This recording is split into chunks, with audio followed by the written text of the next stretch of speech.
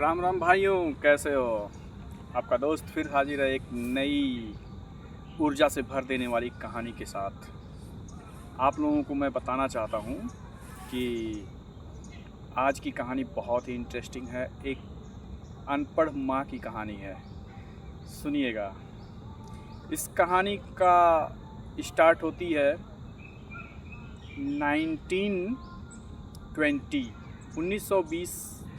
1925 के आसपास।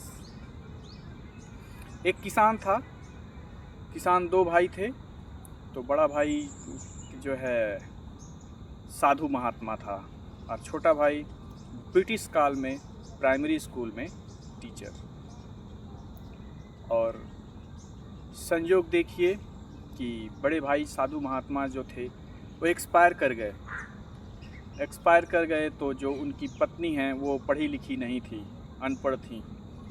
उनके कुल 4 बेटे और छोटे भाई जो प्राइमरी में थे वो भी 1947 आते आते एक्सपायर हो गए। तो इस उनके 3 बच्चे, इस तरह 7 बच्चों को लेकर के एक अनपढ़ माँ गांव में निवास कर रही थी और अपने बच्चों को 7 बच्चों को पालने की कोशिश कर रही थी। उसका बड़ा बेटा, अनपढ़ माँ की बात देखिए कि उसने छोटी सी ज़मीन का टुकड़ा, मतलब 7 भाइयों के बीच में कुल 35-40 बीघा खेत था। लेकिन आपको ये खेत का जो 35-40 बीघा सुन करके आश्चर्य लगेगा, अरे इतने बड़े ज़मीन में तो भरण पोषण हो सकता है। लेकिन आप कल्पना करिए 1947, जब ना कोई उर्वरक था, ना कोई खाद था, ना कुछ था। उस समय हमारा देश भुखमरी से तड़प रहा था। आपको बंगाल का जो क्राइसिस था, आपको 1947 के पहले याद होगा, वही क्राइसिस पूरे इंडिया में था। कोई भी नहीं खा पाता था भरपेट। 40 बीघा खेत होने के बावजूद भी कोई खा नहीं पाता था। सोचिए, पूरा पेट नहीं भरता था लोगों का, आधे पेट रह करके। सबसे बड़े बेटे को उस माँ ने पढ़ाना कंटिन्यू रखा। अब आज़ादी हुई थी तो इसलिए आज़ादी के समय पढ़ने का बहुत क्रेज़ था लोगों में। तो उस माँ ने को पता नहीं क्या समझ में आया होगा, अनपढ़ माँ क्या समझी होगी, अपने बड़े बेटे को पढ़ाई। 1947 के बाद 1949 रहा होगा या 1950 रहा होगा, वो हाई स्कूल इंटर सब पास किए और उसके बेसिस पर जो है पोस्टेड हुए एज ए SI। आज़ाद देश में सब इंस्पेक्टर पोस्टेड हुए। उसके बाद क्या हुआ, उनके पीछे, बड़े भैया के पीछे 6 छोटे भाई। तो फिर क्या हुआ, उन्होंने ज्वाइनिंग लिया, लेकिन उनको ये लगा कि नहीं, मैं अगर ज्वाइन ले लेता हूँ तो मेरे भाइयों का क्या होगा, मेरी माँ का क्या होगा जो गांव पे अकेले हैं। तो उन्होंने उस जॉब को छोड़ दिया और वो गांव आए वापस। और एक गांव के बगल में एक इंटर कॉलेज था, उसमें उन्होंने पढ़ाना शुरू किया प्राइवेट।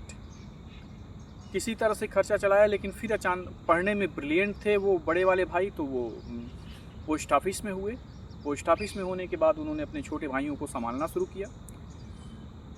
वो जब SI हुए थे तो वो दूर हुआ था देवरिया में, तो वहाँ से इसीलिए लौटे कि छोटे भाइयों को देखूं। क्योंकि आप समझिए, उस कालखंड को याद करिए जब 1947 के बाद कितनी गरीबी रही होगी, कितने जाहिलता रही होगी समाज में, कितने लोग जो है पढ़ाई के प्रति उतना रुझान नहीं रहा होगा। सिर्फ उनके परिवार में रहा होगा जिन्होंने ब्रिटिश काल में पढ़ाई लिखाई की होगी। लेकिन सोचिए, जिस परिवार में सिर्फ एक प्राइमरी स्कूल के टीचर थे उसके पहले, वो भी एक्सपायर कर गए, लेकिन उस माँ ने उनको पढ़ाया। और फिर आते हैं कट टू स्टोरी पे आते हैं, वो पोस्ट मास्टर हुए। उसके बाद क्या हुआ, उन्होंने अपने छोटे भाइयों के ऊपर भी ध्यान दिया। छोटे भाई सब के सब गवर्नमेंट जॉब में पोस्टेड हुए। धीरे धीरे सब लोग पोस्टेड हुए और जो लोग नहीं हुए उनको एडहॉक बेसिस पे उन्होंने जो है कोशिश करवाया कि एडहॉक बेसिस पे वो काम करें। फिर धीरे धीरे हमारे देश में ये हरित क्रांति हुई। और हरित क्रांति होने के बावजूद क्या हुआ कि हरित क्रांति होने के बाद देश में खाने को लोगों को होने लगा। तो ये सो फार सो गुड, बहुत अच्छा हुआ कि सभी भाई कमा रहे हैं और जो है इधर हरित क्रांति की वजह से सबका पेट भी भर रहा है।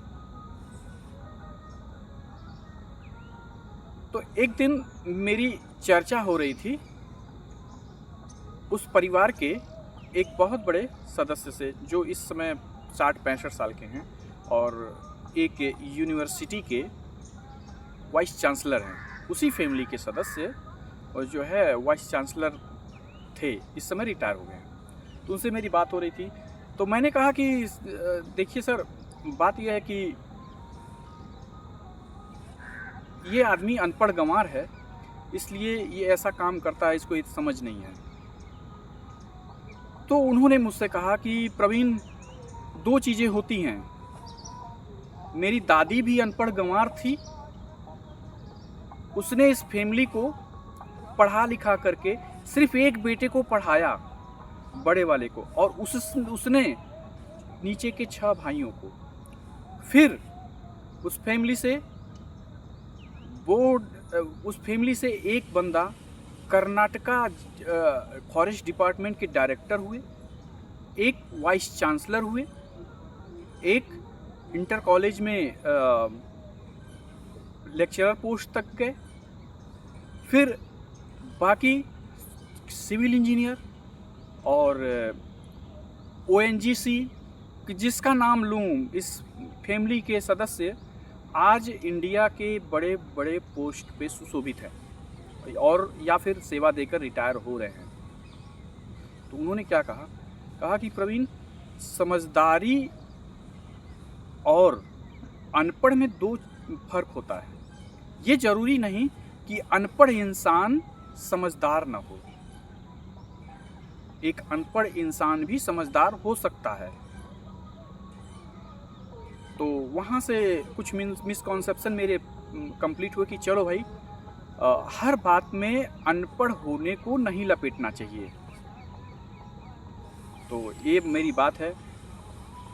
अगर आप अनपढ़ हैं, आजकल तो यूट्यूब, फेसबुक सब लोग चलाते हैं, तो दोस्त, अगर आप अनपढ़ हैं तो ये कोई ज़रूरी नहीं कि आपके घर से जो है कोई विद्वान नहीं निकल सकता। अब APJ अब्दुल कलाम के माता पिता अनपढ़ थे, भैया जो है मछुआरे थे, आज वो देखिए कहाँ है।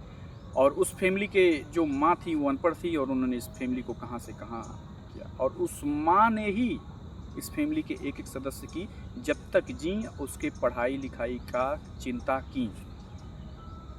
बस मुझे यही कहना था।